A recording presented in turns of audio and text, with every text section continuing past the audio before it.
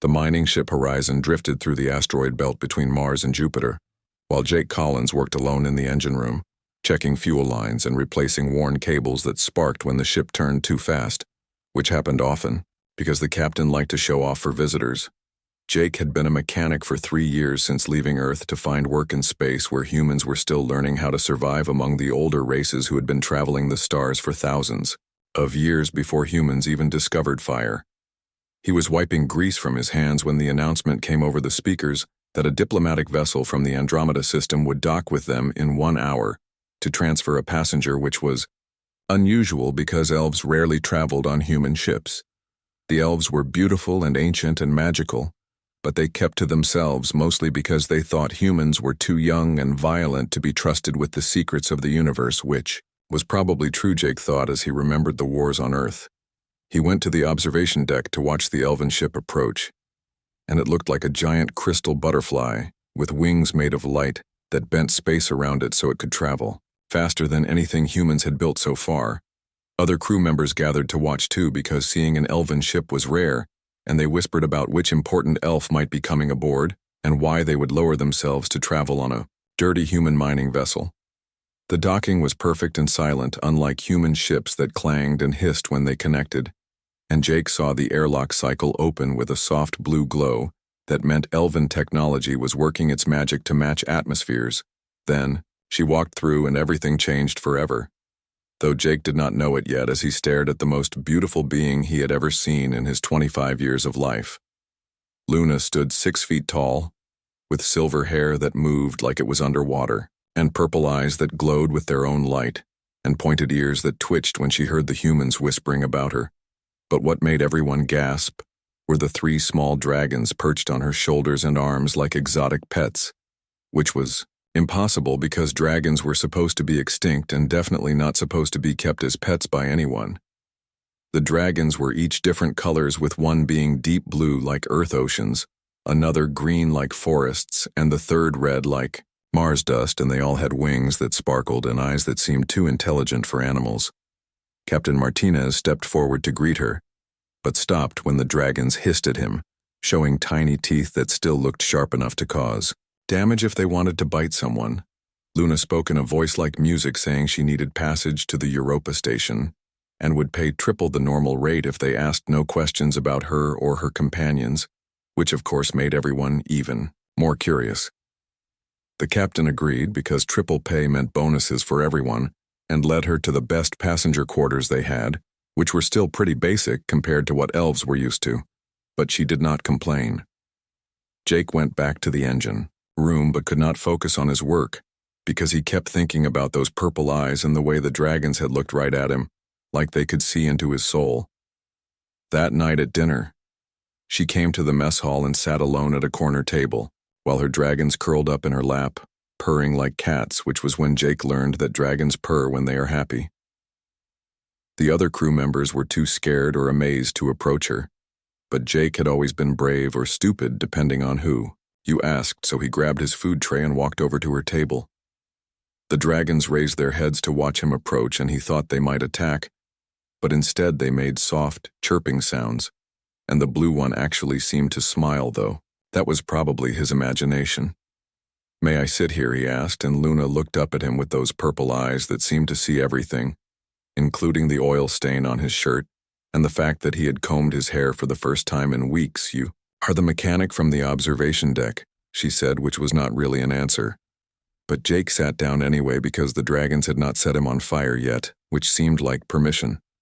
The red dragon crawled across the table to sniff his hand, and Jake held very still because he had heard that dragons could smell fear, and he was definitely afraid, but also fascinated by the tiny creature. "Her name is Ruby," Luna said, "and she likes you, which is unusual, because she does not like anyone except me and her brothers who are Sapphire and Emerald, though I suppose those names are not very creative." Jake laughed, and Ruby made a sound like a tiny bell ringing, which he realized was dragon laughter, and suddenly the fear went away, replaced by wonder at these impossible creatures. Luna watched him interact with Ruby, and something in her expression softened, like she had not expected to find a human who could make her dragons happy, and that made her curious about this mechanic. She told him she was traveling to Europa to study human technology, which was obviously a lie because elves had better technology. But Jake did not call her out on it because everyone had secrets. They talked for hours about space and stars and the difference between human and elven ships while the dragons took turns investigating Jake, and eventually all three were sleeping in his lap. Other crew members walked by staring in shock because the dragons had not let anyone else get within 5 feet of them, but here they were sleeping on a human like he was their favorite pillow. Luna seemed surprised too and asked Jake if he had any experience with dragons, which made him laugh because nobody had experience with dragons since they were not supposed to exist anymore. When it was time for her to return to her quarters, the dragons did not want to leave Jake, and Ruby actually whined like a puppy, which made Luna frown in confusion.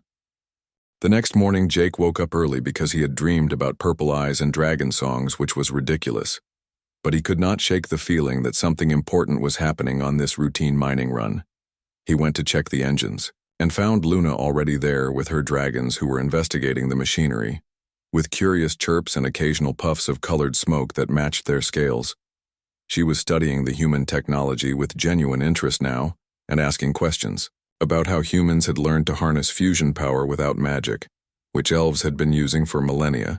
Jake explained how humans had to figure everything out the hard way through trial and error, and lots of explosions, which made Luna laugh and say that humans were either very brave or very foolish. Maybe both, Jake said, and started showing her the engine components while the dragons played in the zero-gravity section of the engine room, doing loops and spirals like tiny acrobats. Luna told him that dragons were not really extinct, but hiding in another dimension where her grandmother had found these three as eggs and brought them back, which was highly illegal in elven society. The High Council believed dragons were too dangerous to exist in the modern universe because they could bond with people and share power, which threatened the established order of things. But Luna thought that was stupid, because dragons were not weapons but living beings who deserved to exist and be happy just like everyone else in the galaxy, regardless of how much power they had. Jake agreed and said humans had made the same mistake with many Earth animals before learning that diversity made ecosystems stronger, not weaker, which earned him another smile from Luna. They spent hours together in the engine room, and Jake noticed that Luna was different from how he expected elves to be, because she got excited about simple things like how humans used duct tape to fix everything, also ate regular food instead of the pure energy that elves supposedly lived on, and she laughed at his terrible jokes, which most people just groaned at because they were genuinely bad. The dragons started following Jake around the ship when he did his maintenance rounds, and Ruby would ride on his shoulder while Sapphire and Emerald flew ahead to investigate wherever they were going. Other crew members started calling him the Dragon Whisperer, which was embarrassing but also kind of cool, because nobody else could get within touching distance of the creatures without getting hissed at. On the third day, Luna found him welding a breach in the hull from a micrometeorite impact, and she watched fascinated as he worked, because elves just used magic to fix things instantly. When he finished, she said, humans were amazing because they could create and fix things with their hands and determination instead of relying on ancient power, which she thought was more impressive. That night, she asked him to show her Earth movies in the recreation room, and they watched old science fiction films while the dragons provided commentary through little sounds that somehow perfectly matched their opinions. Luna laughed so hard at the outdated special effects that tears streamed down her face, and she said, humans were the only species that imagined the future before living it, which was a kind of magic. Jake wanted to ask why she was really running away because it was obvious she was fleeing something, but he did not want to ruin the moment, so he just enjoyed sitting next to her. The dragons fell asleep across both their laps, making a warm pile of scales and wings and tiny snores that sounded like purring engines, which was oddly comforting. In the cold of space on the fourth day, an alarm woke everyone because 3 elven warships had appeared on the long-range sensors and were approaching fast with weapons powered up, which never meant anything good. Captain Martinez called Luna to the bridge, and she went pale when she saw the ships because she recognized them as Royal Guard vessels, which meant her father had found her. She looked at Jake, who had followed her, and said she was sorry for bringing trouble to their ship, but she could not go back to a life of rules and expectations and loneliness. The captain asked what she had done, and Luna admitted she was Princess Luna of the Andromeda Elves and had run away because her father wanted her to marry someone she did not love, but more importantly, she had freed the last 3 dragons in existence from her grandmother's secret vault, because they deserved to live free, and her father would destroy them if he caught them. Jake felt his heart drop, because of course she was a princess, and of course she was promised to someone else, and of course this had all been too good to be true. The elven ships demanded Luna surrender herself and the dragons immediately, or they would disable the human vessel and take them, by force, which they definitely had the power to do. Captain Martinez looked at his crew and saw they all wanted to help Luna, because in the few days she had been aboard she had made everyone smile with her kindness and curiosity. He told the elven ships that Luna was a paying passenger under human protection, and they would have to go through official diplomatic channels if they wanted her, which bought them maybe an hour. Luna said she would leave to protect them, but the dragons had other ideas and flew to Jake, making it clear they were not going anywhere without him, which confused everyone, including Luna. She tried to call them back, but they refused to leave. Jake and Ruby actually bit Luna gently on the hand when she tried to grab her, which had never happened before in their whole lives. Jake looked at the dragons, then at Luna, then at the approaching warships, and made a decision that would either be the bravest or stupidest thing he had ever done. He took Luna's hand in front of everyone and said he would not let her face this alone, which made her eyes go wide and the dragons start glowing with a strange silver light. The moment Jake took Luna's hand, the entire ship seemed to vibrate with an energy that made the lights flicker, and the artificial gravity fluctuate, causing everyone to grab onto something stable. Luna gasped and tried to pull her hand away, but it was like they were magnetized together, and the dragons were now glowing so bright that everyone had to shield their eyes from the silver light. "Be brave, human," she whispered, and Jake felt something flow between them, like electricity made of starlight, and suddenly he could hear thoughts that were not his own, including the dragons who were celebrating. Captain Martinez was shouting something about energy readings being off the charts, but Jake could barely hear him over the sound of his own heartbeat, and what felt like the universe itself singing. The elven warships stopped their approach, and Jake heard over the communication system someone yelling in the elven language, which he suddenly understood perfectly, though he had never learned it. Luna was crying and laughing at the same time, saying this was impossible, because the soul bond had not happened in 1,000 years, and never between an elf and a human.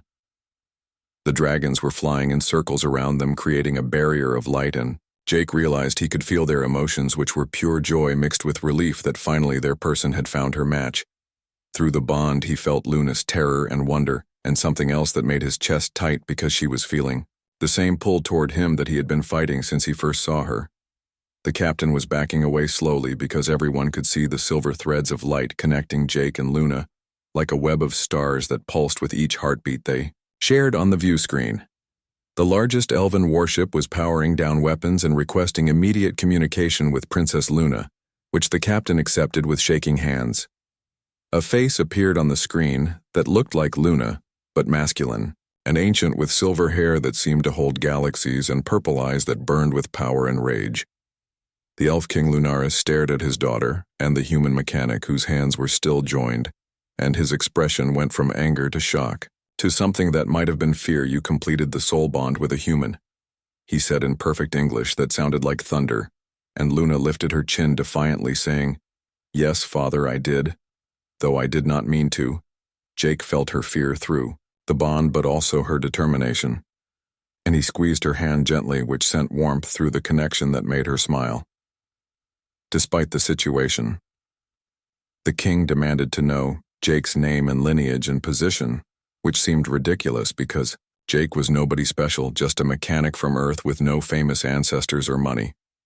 But when Jake said his name, the dragons roared tiny roars of approval, and the king went very still, because the dragons had chosen, and their choice could not be undone. Luna explained that the dragons had bonded with Jake first, which had never happened before, because dragons only bonded with their chosen persons, soul match, which meant fate had decided. The king said this was impossible and illegal and could start a war. But Luna pointed out that the soul bond was sacred law older than the High Council and could not be broken. Through the bond, Jake felt Luna's memories of growing up lonely in a palace of crystal and starlight where she was never allowed to be herself, only the perfect princess.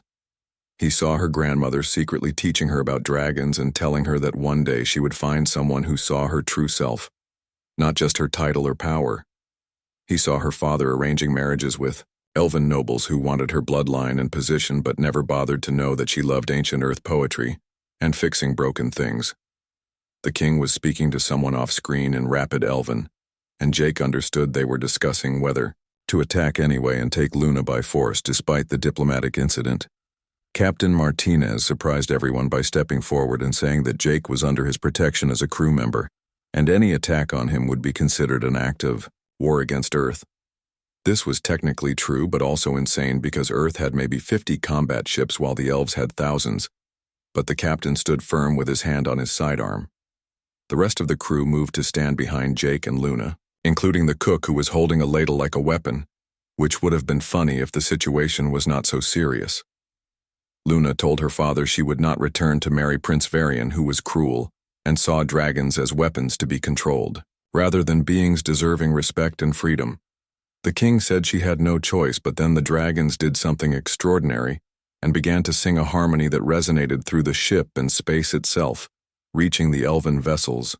Jake heard, through the bond, that this was the dragon song of choosing which had not been heard for millennia, and declared their acceptance of the soul bond as legitimate. On every elven ship alarms were going off because the dragon song was activating dormant systems and memories encoded in elven DNA from when dragons and elves lived in harmony. The king looked older suddenly and tired, as he said the dragon song could not be ignored or defied because it was woven into the foundation of elven civilization itself. He asked Luna if she truly chose this human over her own kind, and she said she chose Jake because he saw her not as an elf or princess, but as Luna, who liked engines and bad jokes. Jake felt he should say something, so he told the king that he loved Luna and would protect her and the dragons with his life, which was true, even though they had known each other only days. The king studied him for a long moment, then asked if Jake understood that accepting the soul bond meant accepting all of elven culture, including its dangers and responsibilities. Jake said he did not understand everything yet, but he would learn, because Luna was worth it, and the dragons had chosen him for reasons he was still figuring out. The dragons landed on Jake and Luna's shoulders and heads, making a picture that even the king had to admit looked right, like pieces of a puzzle finally fitting together. The king sighed deeply and said he would call off the pursuit for now, but the High Council would demand answers and there would be consequences for everyone involved. Luna thanked him, but said she would not return until the council accepted that dragons and soul bonds were not threats, but gifts that should be celebrated, not feared.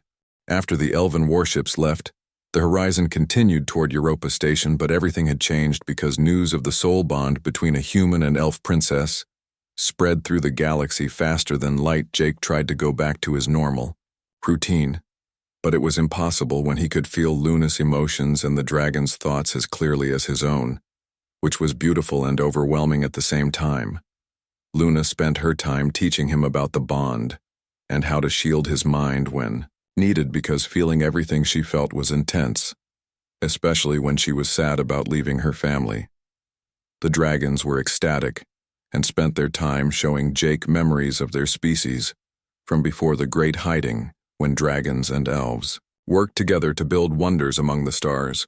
Ruby showed him battles where dragons and elves defended peaceful worlds from chaos entities that ate reality itself, which explained why some elves feared dragon power being misused.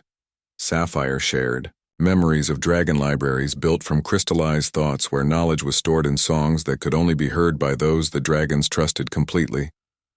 Emerald, the youngest, showed him dragon nurseries hidden in pocket dimensions where eggs waited for the universe to be safe enough for dragons to return, which might be never. Through Luna, he learned that her grandmother had been the last dragon keeper and had saved these 3 eggs, believing that dragons would be needed again when the universe faced its next great threat. The old elf had trained Luna in secret and told her that humans were the key, because they alone among all species could bond with anyone regardless of magic or technology or origin. Jake did not feel special enough for such destiny talk, but Luna said that was exactly why he was perfect, because he did not want power just to fix things and make them work. They arrived at Europa Station to find hundreds of ships waiting, because everyone wanted to see the impossible couple and the last dragons, which was not the quiet docking they had hoped for. Representatives from dozen species were there, including the High Council of Elves, who looked like they had swallowed something sour, and humans from Earth government who seemed excited and terrified. Admiral Chen from Earth Defense Force boarded immediately and asked Jake if he understood what he had done by bonding with elven royalty, which could change the balance of power forever.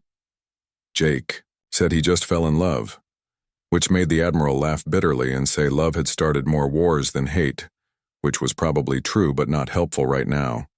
Luna was surrounded by elven nobles demanding she renounce the bond and return home, but she stood tall with the dragons hissing at anyone who got too close to her.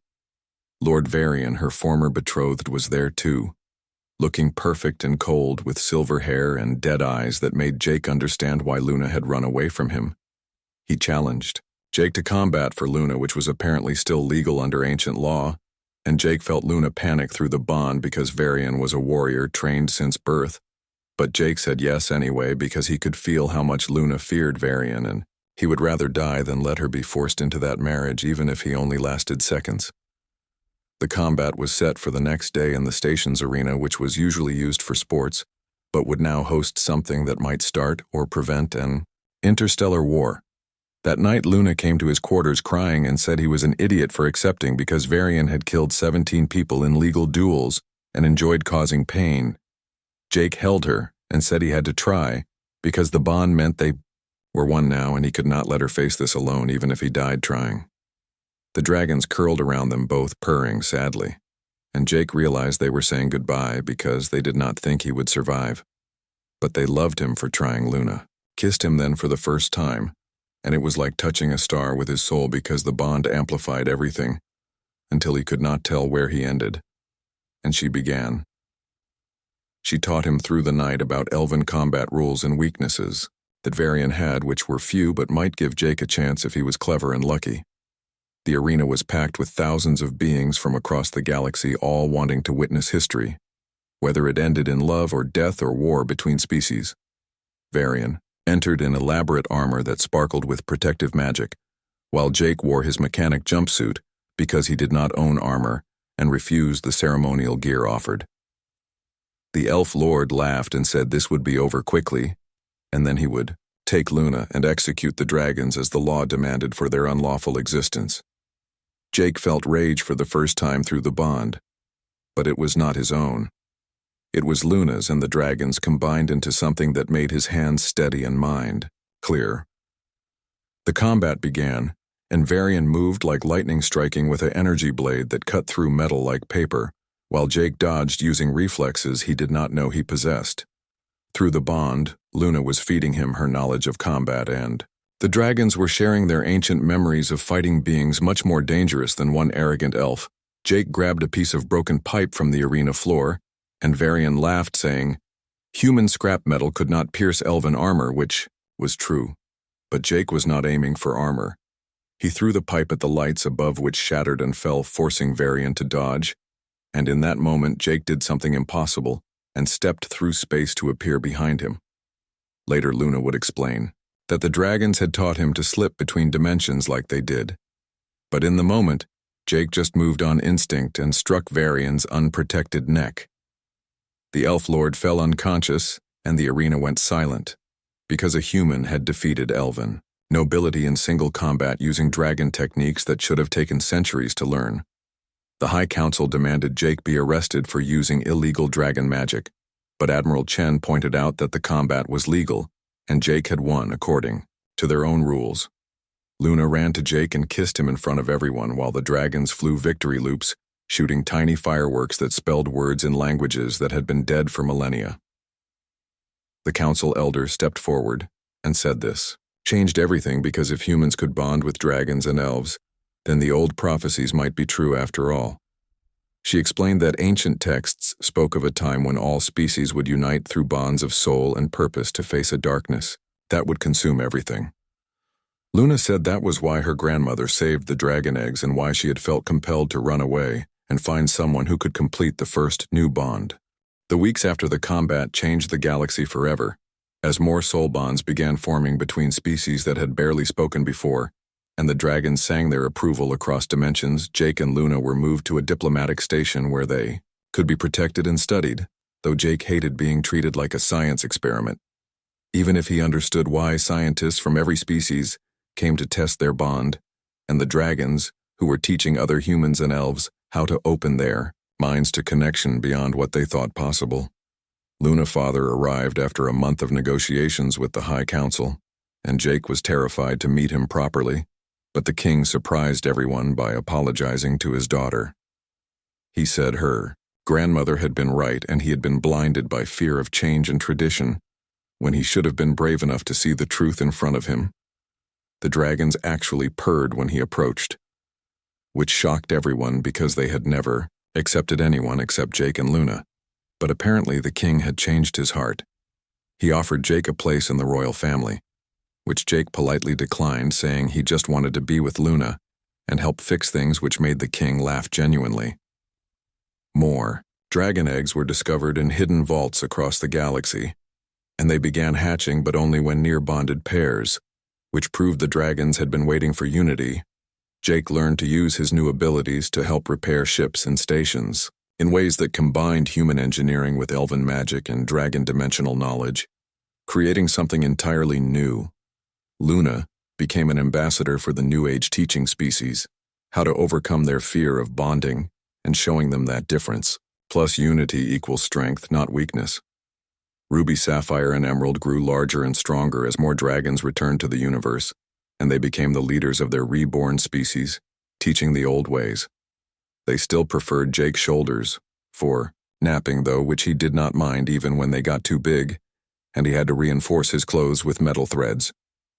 Prince Varian was exiled for trying to start a war after his defeat, and the last anyone heard, he was mining asteroids alone, which seemed fitting for someone who had no soul. The darkness the prophecies warned about did come a year later in the form of entities from outside reality that consumed energy and matter like cosmic parasites. But the galaxy was ready, because thousands of bonded pairs with dragons fought together using human creativity, elven magic and dragon knowledge to build weapons of pure harmony. Jake and Luna led the defense of Earth when the entities attacked, and their bond had grown so strong they could fight as one being with 3 dragons amplifying their power. The battle lasted days, and Jake thought they would die when the largest entity wrapped around Earth like a snake made of void and started squeezing reality itself. But then, every bonded pair in the galaxy connected through the dragons, creating a network of souls that burned so bright, the entities could not exist near it.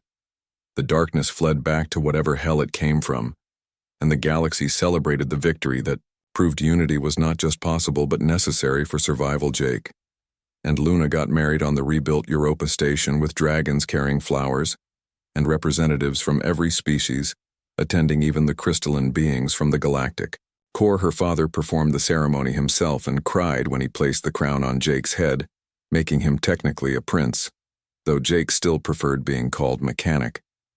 They built a home on a moon between human and elven space where dragons could fly free and children of all species could learn about bonds and unity.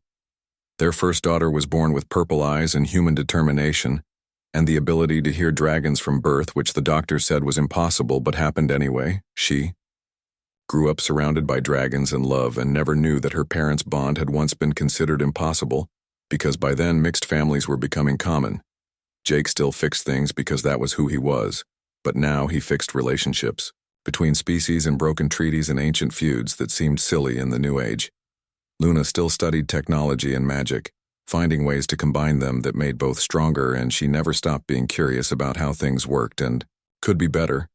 The dragons multiplied and spread throughout the galaxy, teaching their songs to anyone who would listen, and showing that power shared was power multiplied, not divided.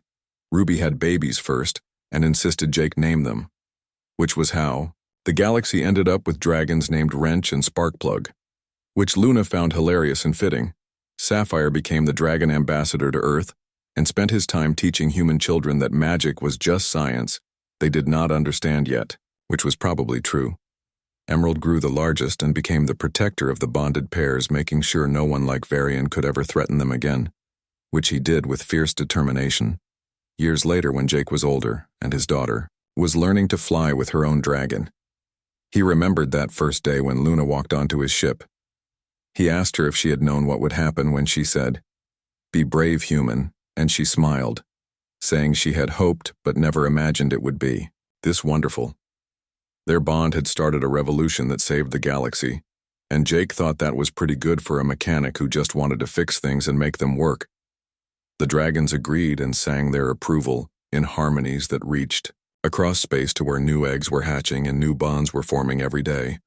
Luna took his hand the same way she had that first time, and Jake felt the bond pulse with love that had grown from impossible to inevitable to eternal. Their daughter laughed as her dragon did loops around them, and Jake realized this was what the universe had been trying to build all along.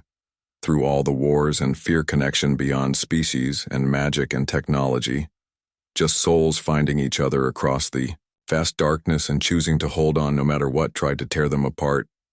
The galaxy was different now, better and stronger, and Jake, the mechanic from Earth, and Luna, the princess from Andromeda, had started it all by being brave enough to grab hold in the space between stars where dragons flew and sang their eternal songs. The universe itself seemed to smile, knowing that love had won again, as it always did eventually.